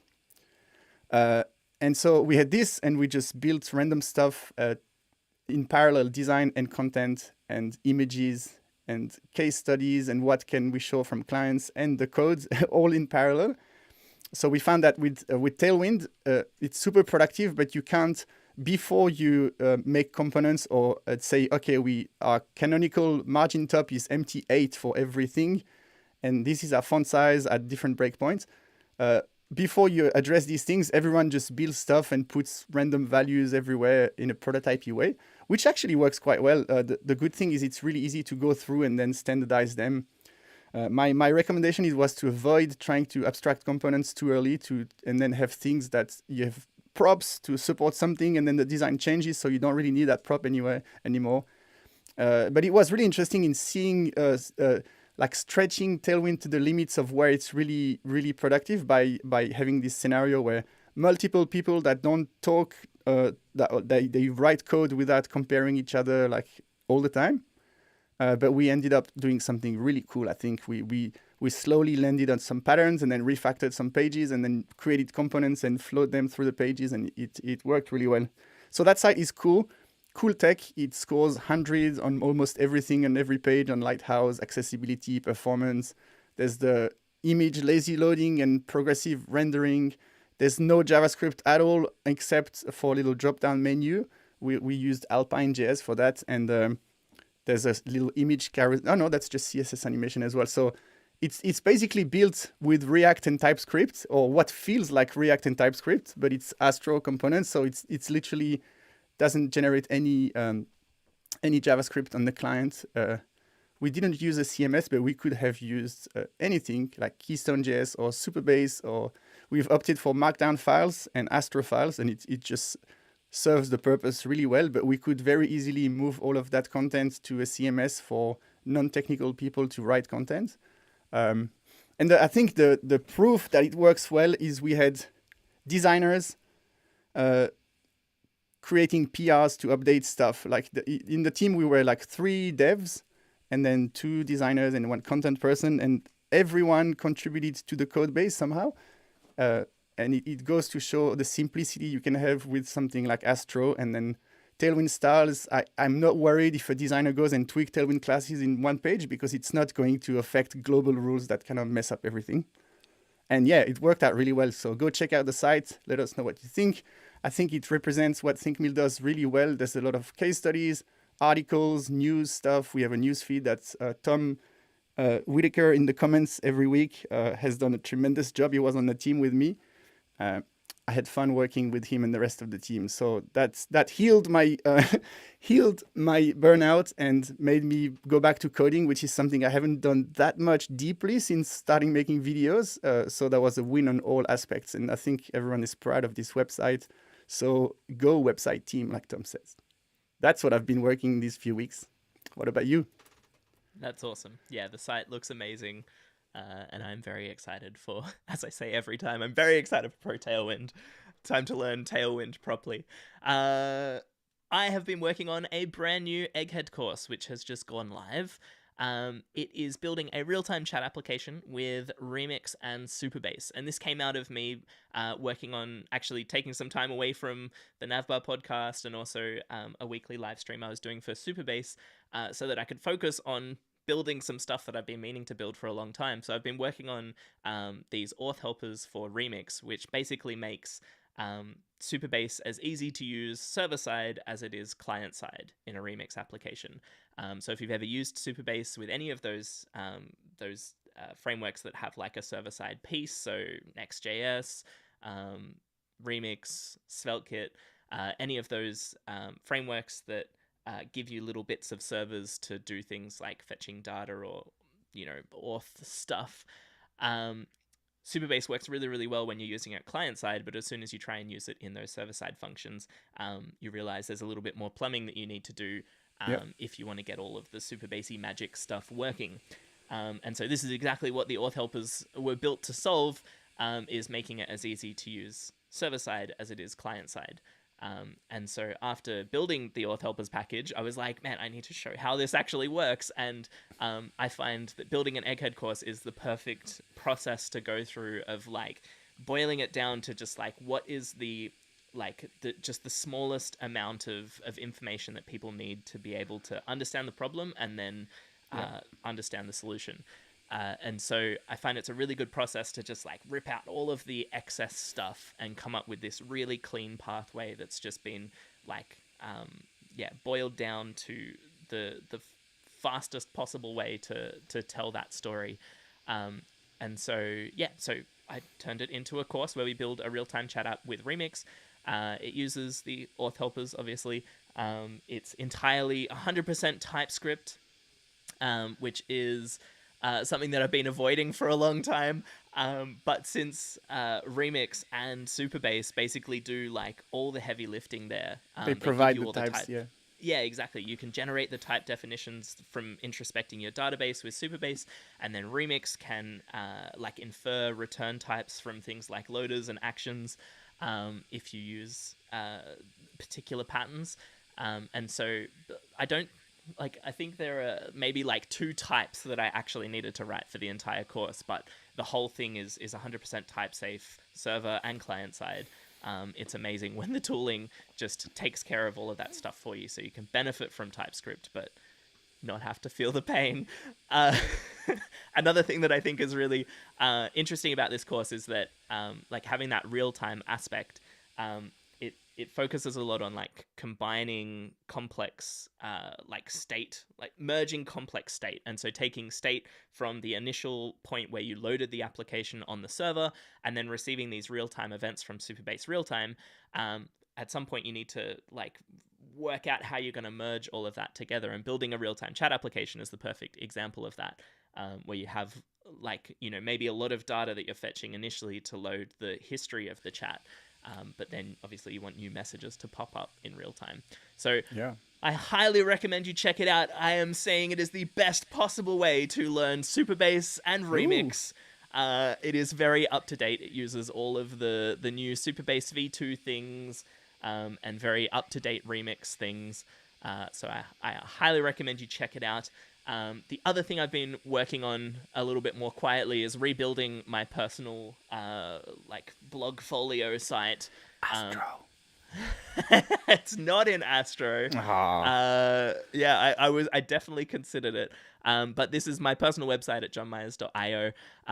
And basically I really like the idea of authoring blog content in Notion. And that's like, I feel like that's the best way for me to get in the flow of writing and be able to create, you know, clear content. I feel like it, Yeah. because it's separate from code, I don't get distracted by like, oh, how is this going to render? Or do I use like an image tag instead of this other thing because I need to make sure it renders correctly? You know, I'm just taken away from all of that stuff. I don't need to think about uploading images. I just drag an image into the workspace and it just uploads it for me, and gives me an S3 bucket link. It's just, yeah, it's a really nice way to author content, but it's not a nice way to to pull content from the Notion API. Thankfully, there is an API so you can pull that content out. But if you were to do that live when someone requests the page, it's a pretty slow process. So I wanted to refactor that, which I have done in the past in like a separate like working in progress branch of refactoring it to fetch data from Superbase and working out the best way to like ingest that data from Notion into Superbase, but then be able to keep my like fetching logic really, really clean in my application that's actually rendering my site. And I worked out the best way to do that is to use edge functions, which are a fairly new thing in Superbase, which meant that I could like isolate all of this complex Notion stuff, all of this fetching logic and all this like transforming, and like isolate that in an edge function. So I didn't need all those extra packages in my actual application. I could just like push them off to the edge and not think about them anymore, which is really cool. And so I ended up actually building an ETL system, if you want to go into the theory of it, an extract, transform, load system, which is something that I built when I worked at as a software engineer at one of the companies that I worked at before getting into developer advocacy. So it was really nice to like take that kind of pattern of a system. So it's something that like pulls the data out. So it pulls the data out of Notion and then it transforms it. So it turns it from that Notion shape into the shape of the data that I want to insert into Superbase. And then it loads it into the system. And so it writes it to Superbase. And it also does some crazy stuff in the middle to like take those S3 images and then upload them to Superbase. Anyway, it got way too complex. It was really fun. But I added MDX so I can like create MDX components in Notion, as in I can like write, Wow. table of contents component or whatever and give it the props that it needs. And that will just like magically render Yeah. correctly on the other side.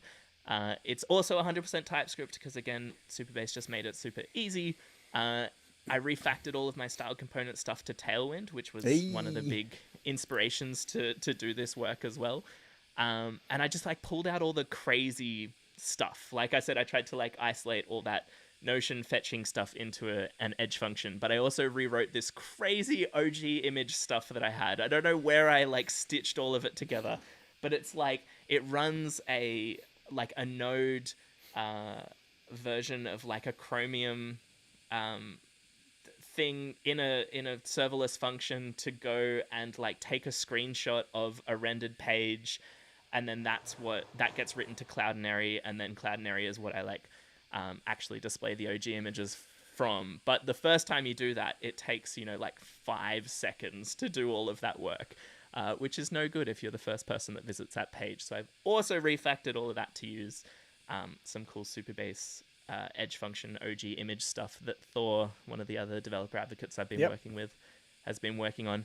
But yes, basically I've gone way too deep building this really complex thing, and now I need to, this is the perfect example of what we were talking about before. Now I need to switch gears, and instead of just doing all of that stuff and then having it, disappear, I should take all of that stuff while I have the context of why I made those decisions and why I did things a particular way, and create a whole bunch of content, or at least create a whole bunch of to-dos in my list of ideas of content that I can create, and hopefully turn it into a whole bunch of more consumable content for people to learn how to do something similar if they're interested in.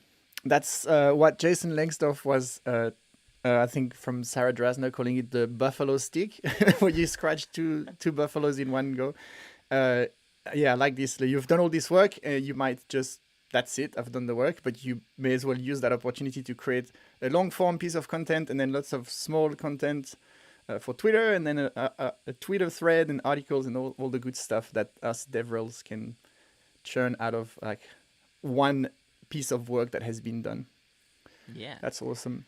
But that's it from us. Thank you so much for tuning in again. Sorry it's been so long, and we're about to take a little break over Christmas and New Year's, so it will be on a break again for a little bit to help us avoid burnout. But we will be back next year with lots of awesome topics and some awesome sponsors. I'm just calling out that we're going to have sponsors. We've done no work towards actually getting sponsors, but maybe with sponsors. You can find me at John Myers IO on at John Myers _IO on Twitter. And you can find me on at Simon Swiss on Twitter and plenty of other things, but mostly Twitter, what it stands. Awkward silence. I want to thank you for listening to all these episodes, or if it's the first, welcome, and make sure you take care of yourself, your family, your health, and enjoy the holidays. And like John said, we're going to take a few weeks. We don't know how many off. Probably in June we'll kick off now something earlier than this. But the whole idea, today's topic, was to demonstrate that sometimes you have to pause certain things to come back stronger, and this is exactly what we're going to do. The last thing we want to do is go on holiday and then, we need to plan the recording for the 2nd of January, and I'm camping and like trying to figure out stuff and start spinning the wheels of burnout again. So we're going to take the time. We'll be back stronger with sponsors, with guests, with all the good stuff. Thank you for listening. Thanks for tuning in, and see you around. See you next year. Now, I have a very important live stream comment. Someone mentioned, I'm doing my absolute best to hide it, but that was Daniel. I just got to figure out. The topic is cicadas. Someone said whoever got the cicadas is like the epitome of, where is it? Yeah, whoever has the cicadas behind them, it's the epitome of Australian summer, and I love it. That's Daniel Holmes.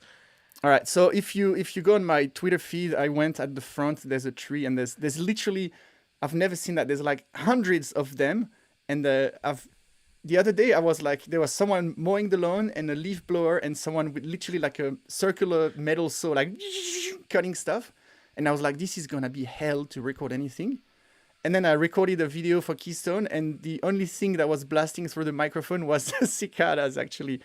And then I was like, how loud can they be? And I did some research, and it turns out it's like 105 decibel. Like it's the equivalent of a motorcycle driving past.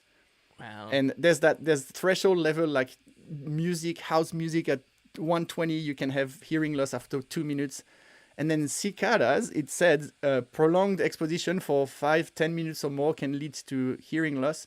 I'm like, excuse me, like they hear all day. Like, so usually I record with the. Let me turn this a little bit. Oh, this is risky. I might reveal some stuff, but usually that window is open because we said, like, you look at John's beautiful sunshine. We were like, stuff trying to make perfect lighting. We're gonna open windows, but let me open the window just so you can hear.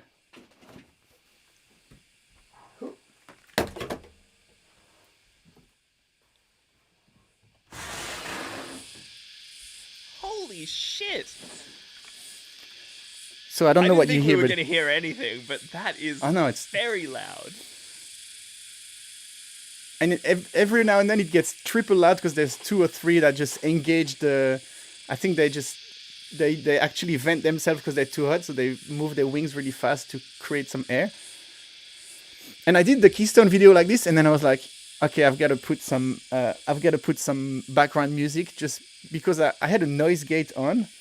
Now that's a good. I don't know if you're interested in that or not, but that's a perfect lesson for why noise gates are terrible. Because you'd think, oh, put a noise gate so it blocks out the noise. But if you put a noise gate, that happens. So I don't know if you can hear it, but when I speak, the cicadas are in the background. And every time I stop speaking, it goes to silent really abruptly. I hear them all the time, so I can't tell. But it's even worse because it feels like hard cut. So today I had it with a long release and a little bit less subtle. Oh my god! Yeah, I try because those cicadas out slowly. Yeah, and there's even professional podcasts that they put a noise gate, but then they record the background noise and they inject a little bit of that back in the mix, so it feels more transitional fluid. Otherwise, it's completely unnatural. I wonder if you could, like, if you flip a sound 180 degrees out of phase. Yes, so you can. Yeah, you like can train it, and then it cancels it. Yeah. But it's harder to do with a noise gate because the noise gate kind of cuts it and brings it back. So if you have it all the time, you can. DaVinci Resolve has one of these things where there's a learn button and it learns you just shut up for 10 seconds and record the. Now I have a kookaburra as well. That's Australia. Like Daniel was like, it's the epitome of Australian summer, and I was like, yep. I was worried about people building stuff and kids being loud and dogs barking. Turns out, like, even if you remove all of this, there's still absolute chaos out there. Yeah. So I'm going to embrace this and start recording outside and try. Now, I feel some wind. I was like steaming hot in there, and it's like I may as well.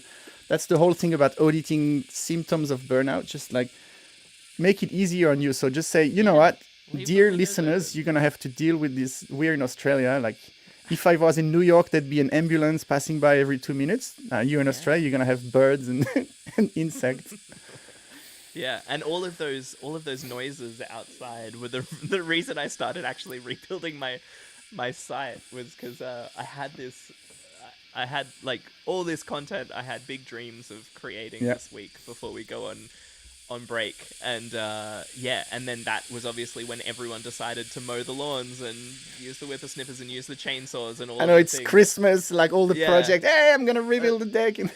There was just so much noise that I was like, I actually can't record, and so I was like, oh, maybe I'll just, tinker with this a little bit, and then just got way too obsessed and went way too deep on all of the things.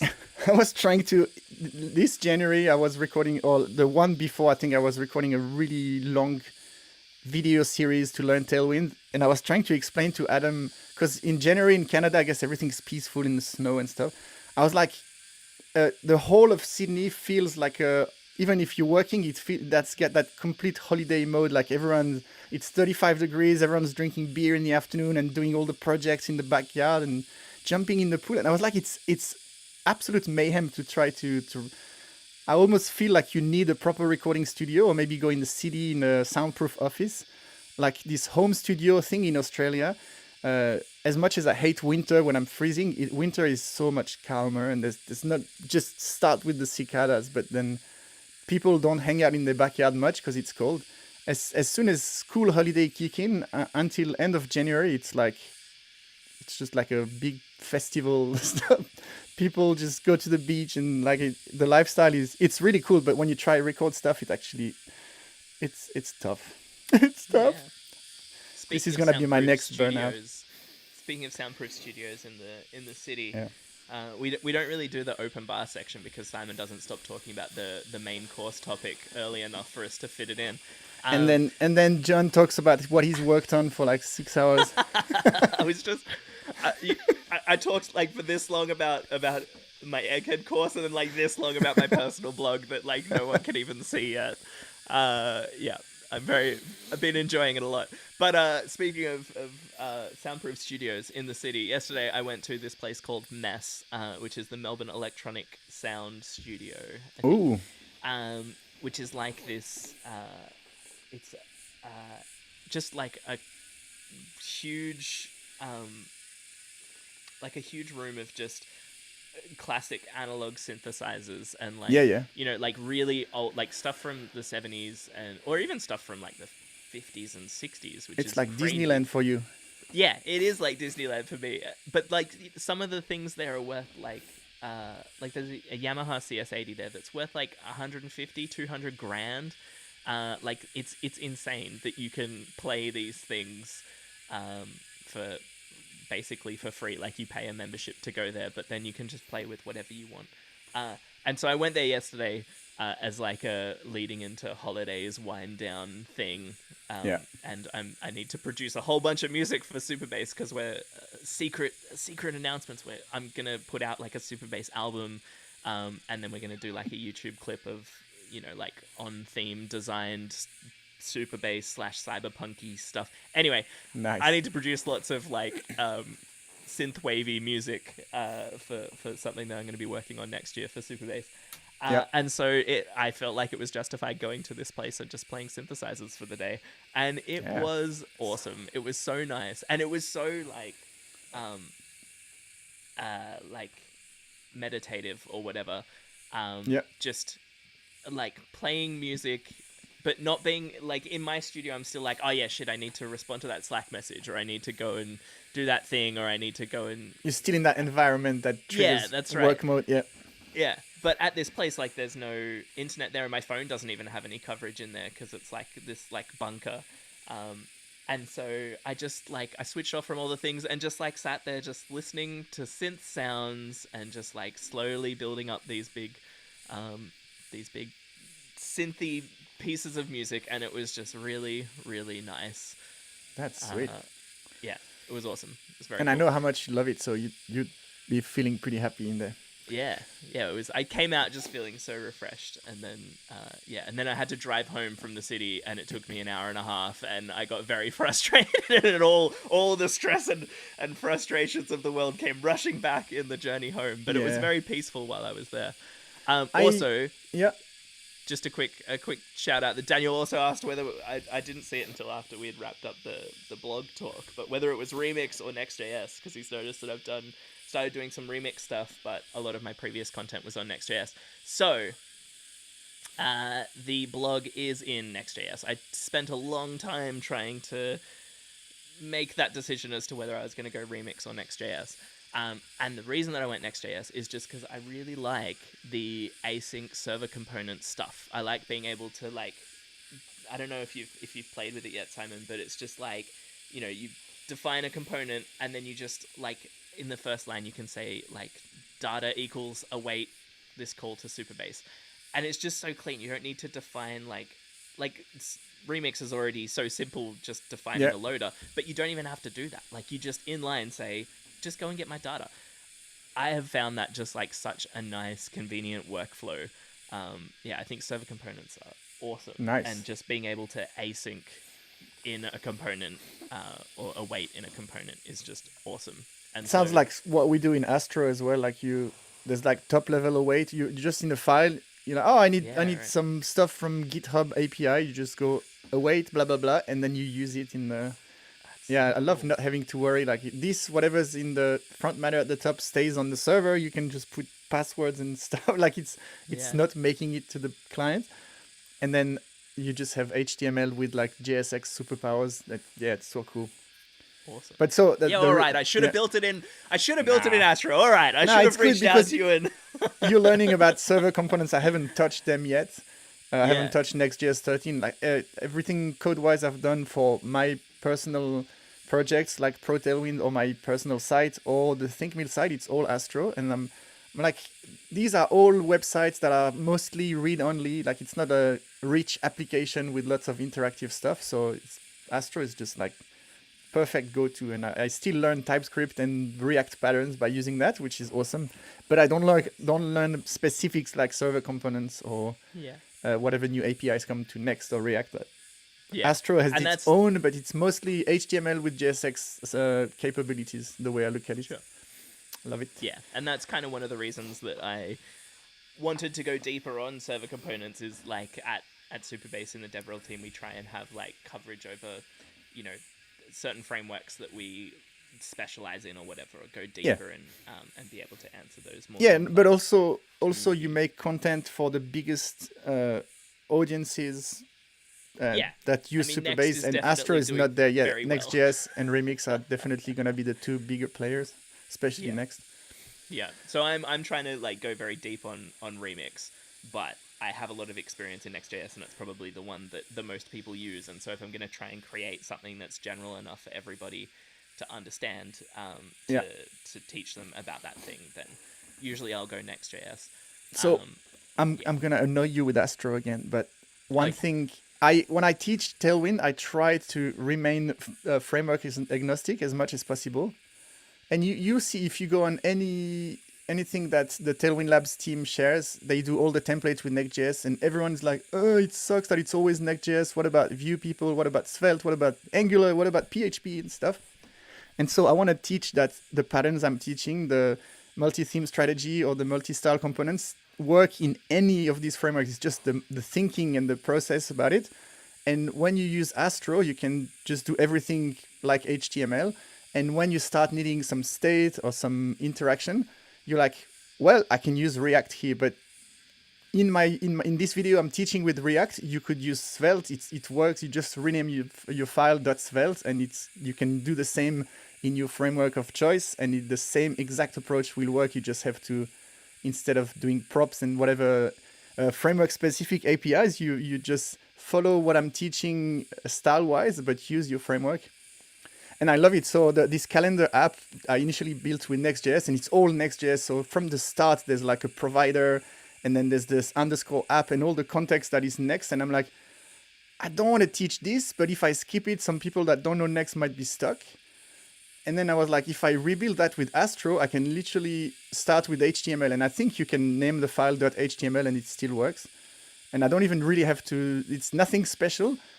And then when we need the calendar and I want to use React area calendar, which is a React component, I'm like, well, we're going to use React just for this little bit here. Everything else can remain. And then just for kicks, you could do another thing in Svelte just to show it works as well. So I like that it kind of separates I'm worried that people think, oh, I loved this Tailwind thing, but I don't like React and I don't want to have to use React, because you don't really have to. Yeah. That's a nice thing that it feels weird to enable multiple frameworks on the same page, but certain situations like teaching is an excellent way to go about it. Yeah, definitely. Yes. But Astro seems very, very cool. It is cool. like it. I want to say one more thing. It's not Astro at all. No Astro, I promise. I have a grand plan, and something I was discussing with Tom.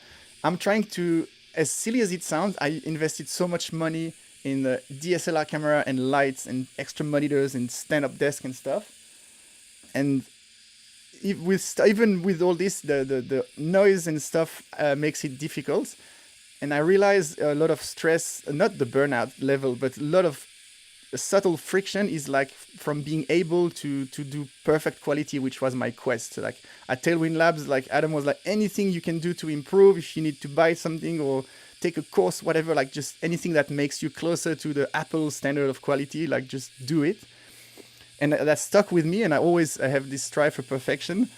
And I don't know if it's the burnout or midlife crisis or all of these things together, but I have this craving for going back to simple things. And sometimes, yesterday I did a little play with Keystone JS, which is the headless CMS that ThinkMill is building.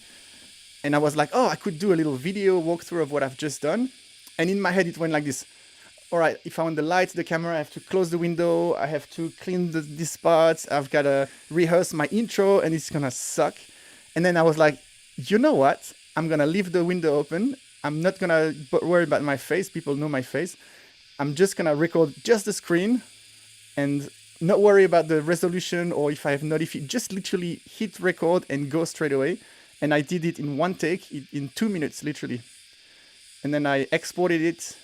I just cut one bit in the middle where I did like 6 typos in a row. But I produced a 1 minute video in 3 minutes. And I shared it, and everyone is like, this is such a cool video. It's amazing. And because I'm not worried about the camera, my delivery is so much more fun and casual and natural. And I'm like, woohoo, like just having fun.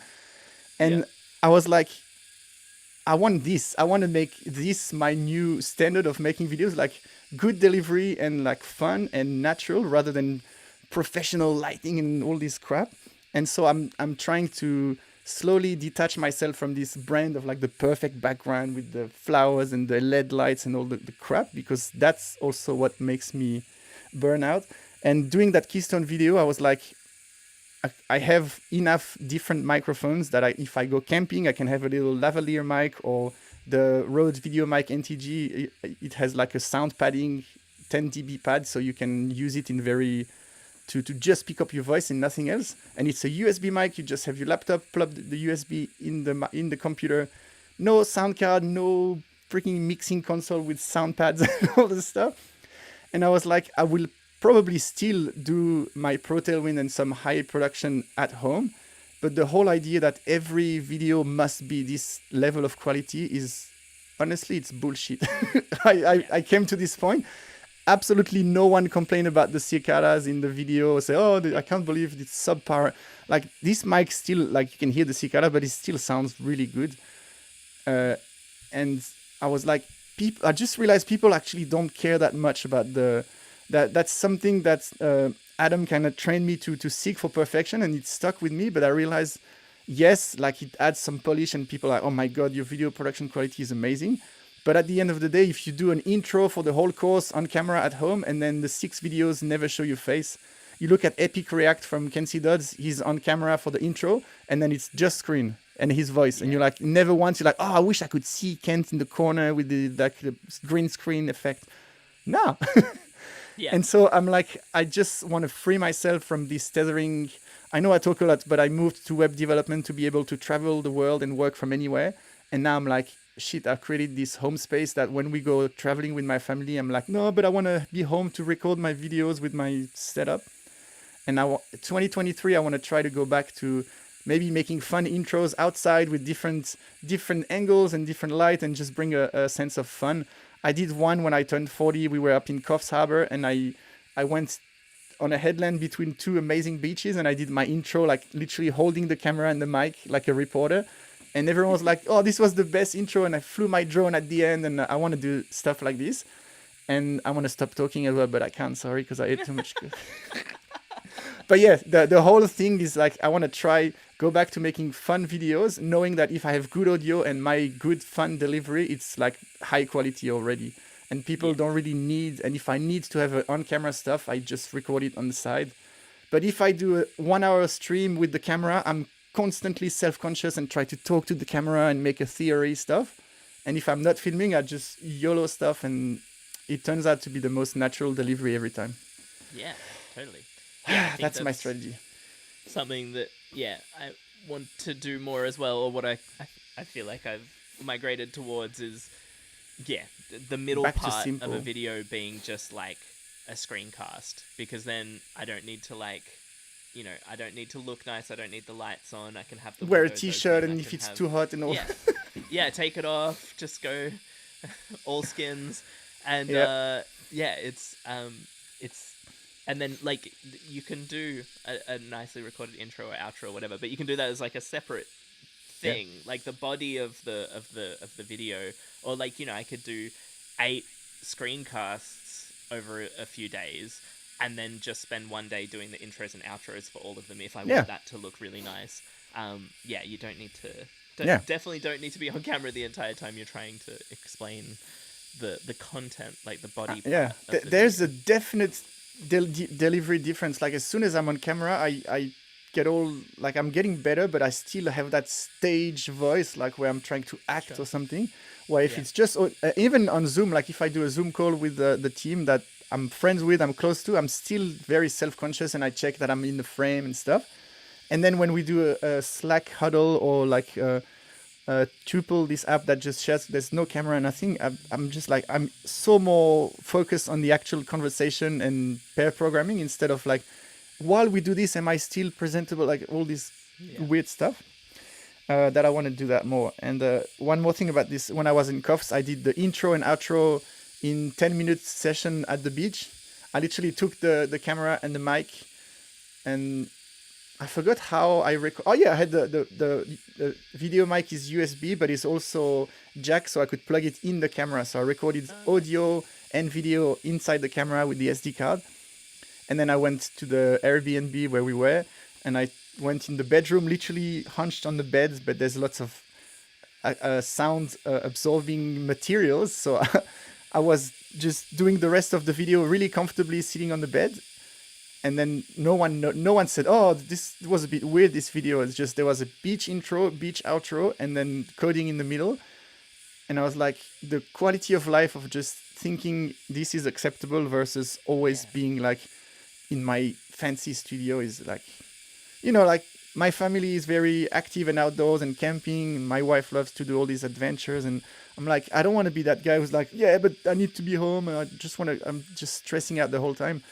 This laptop can last for like almost a full 10 hours if you don't connect it to 6 different devices and stuff. So I can literally, without electricity, I could have the laptop and the microphone, and I can use the webcam at the start, say, hey, I'm in this location today, so I'll turn the camera off just saying hi, and then that's it. And then I can still do really good videos with like very acceptable audio quality. Yeah. If I approach things like this, I think I'll be way more productive and happy and just in general. Yeah, yeah. I've been noticing a lot of, continuing with my obsession of synthesizers and things, watching lots of synthesizer YouTube people, and yeah, a bunch of like really interesting, like just going for a walk out in the forest and just like talking through like the intro or like a concept or something. And yeah, like the audio quality doesn't need to be perfect, and It's you get fine, this yeah. interesting like background, like walking through a forest as you're like Yeah, a bit of talking about storytelling. this thing. Yeah. Yeah, makes it like Even even more engaging. I have this incredible background. Like I think once I put a video in the Tailwind Labs video of Tony shooting a basketball at the end, and everyone was like, "This intro was amazing." Even Adam, like I wasn't sure, and he said, "Dude, your son is sick. I love that shot at the end." So just like I was like, I need to break myself from this like feeling it has to be professional and consistent. And that's another thing Adam kept telling me is like the more you do something consistent, the more you boxed into that people expect this, and that's the format. So he was actually not quality wise, but like try different formats instead of always have the same intro where I put my hand on the camera, and I used to do that all the time. And then I started, I want to diversify. I have enough gear to make high quality content outdoors, and I want to try to do that more. Awesome. I look forward to it. I need to go have lunch and go for a walk and Yeah. yeah, We and have then do some work for the day. we can probably publish that post podcast as another podcast during the Yeah. holiday. That was cool. We're conversation. gonna summarize all of it. We're gonna finalize all of it with Daniel's statement that the thing behind the thing with all of these things that burn us out is all overly emotional investment in something. And so yes, that is what tends to cause all of this stuff, is just wanting to put everything into it and either not being able to do that for some reason or just putting too much in, more than you should put in Yep. of yourself, and Well investing said. too much emotionally in too many things without getting the the rewarding positive brain chemical satisfying side of Well, that's the follow-up. The return on investment Yeah. isn't high enough. Exactly. That's very well Nailed put. it. We can Should've put you on the cancel the whole podcast. podcast and just put these two things as a Twitter Yeah. thread. But yes, that is 100% the thing. Not getting as much out of it or more out of it than what you've put in is exactly what causes burnout. And so we're going to go stop putting more in and stop emotionally investing in the Navbar podcast for a couple of weeks, and we're going to go enjoy some time with our families, and yeah, we will see you all on the other side. With sponsors, with FreshBooks. The easiest way to get You really want started FreshBooks counting specifically? something.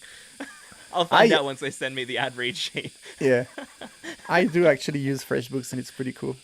Nice. And funnily enough, I use it because Wes Boss kept saying how cool they are, and he's used it for like 14 years or whatever. Yeah. And so really early on, I was using QuickBooks, something, whatever. I tried FreshBooks, and it was completely different to what it's now, but it was already cool. And I've never looked for anything else. I tried Xero, but it's way too much over the top. Like if you want to set up a proper business, just as a sole trader that invoice clients, I was like, and time tracking and whatever, that's perfect. Perfect. For sure. So thanks. We'll send the invoice for the first. Perfect. Thank you so much for joining us live, Tom and Daniel. It's always fun chatting, and 54 comments between Tom and Daniel. That's amazing.